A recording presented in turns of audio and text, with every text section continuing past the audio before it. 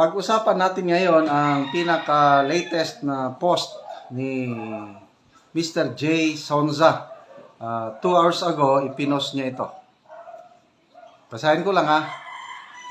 Kalat na kalat ngayon sa ginanap na Malacanang Fellowship, ipinagyabang allegedly, ni Mrs. Liza Marcos sa mga bisitang Congress people na kaya niyang bayaran ang Iglesia ni Cristo para huwag nang ituloy ang nakatakdang rally versus impeachment. Wow! Heavy naman, Tiang Liza. Is this true, Mrs. ng President? Question mark. So, nagtatanong si Mr. J. Sonza. Parang nakakaloko itong si Liza Marcos sa iglesia. Ano? Naliliitan ka sa INC, madam? So, halos lahat nagtatanong, question mark. Okay.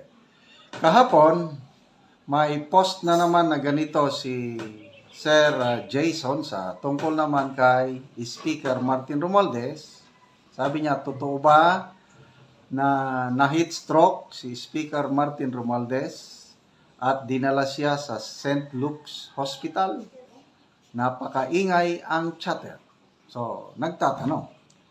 So, sa comments, naglagay ng comments si J. Sonza na please lang ang Office of the Speaker to issue a statement regarding this matter dahil karapatan ng mamamayang Pilipino para malaman ang kalusugan o kalagayan ng fourth highest official of the land. So, ako, binantayan ko kung meron na bang statement ang Speaker of the House, Office of the Speaker. Wala akong nabantayan. I don't know sa inyo mga kaibigan, baka meron kayong nabasa na pahayag ng Office of the Speaker tungkol sa alleged nangyari sa kanya na heat stroke.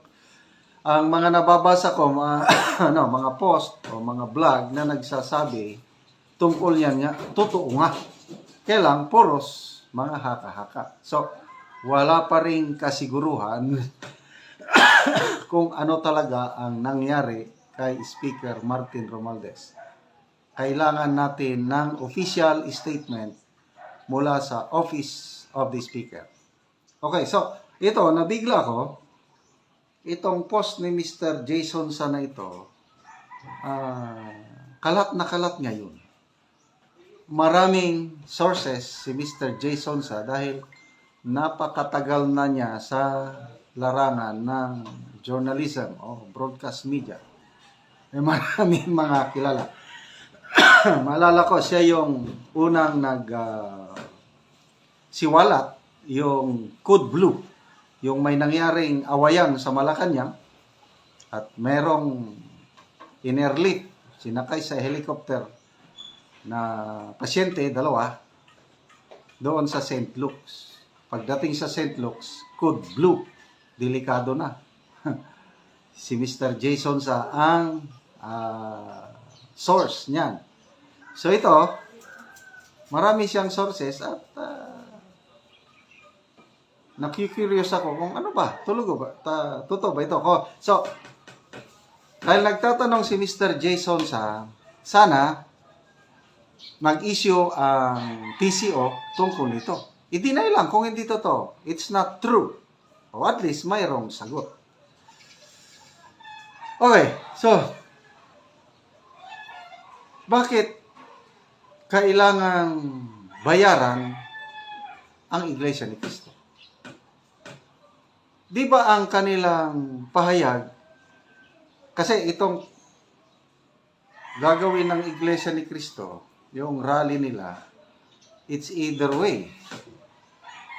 On one angle, parang lumalabas na ang mga iglesia ni Cristo ayaw ng impeachment at parang sinusuportahan nila si BP Sara. Yan, isang anggulo yan.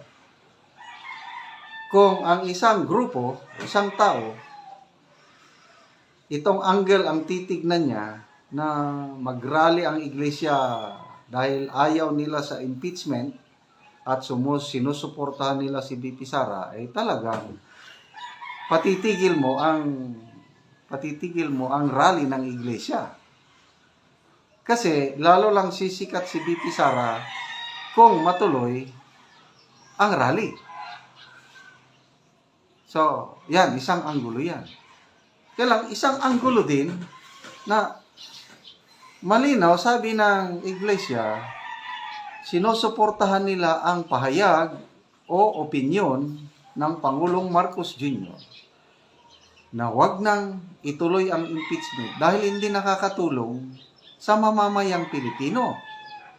So kung dito ka nga anggulo titingin, magpasalamat ka pa na mag-rally ang Iglesia ni Cristo kasi ang rally nila pro-BBM, pro-kapayapaan, pro-people, pro-country.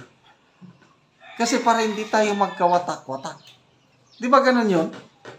Kaya ako, natutuwa ko sa rally ng Iglesia ni Cristo kasi kung papakinggan ng mga kongresista ang panawagan ng Iglesia na huwag ituloy, ang makikinabang ang taong bayan, ang makikinabang ang ating bansa kasi hindi na tayo magkawatak-watak. Kaysa yung itutuloy mo yan, at kung ano man ang resulta, lalo lang iinit ang sitwasyon sa politika. So, kayo mga kababayan, saan kayo nakatingin na anggulo itong rally ng iglesia? Is it pro-BBM, pro-government, para hindi tayo magkawatak-watak? Or is it pro-BP Sara? Okay? So, ganyan yan. So, ang tanong dyan is, kung ang tingin ng palasyo pro-BBM itong rally ng iglesia, hindi na kailangang magbayad. Dapat hikayatin pa ang Iglesia ni Cristo na ituloy ang rally kasi pabor ito sa Administrasyong Marcos kasi yun ang opinion ng Pangulo.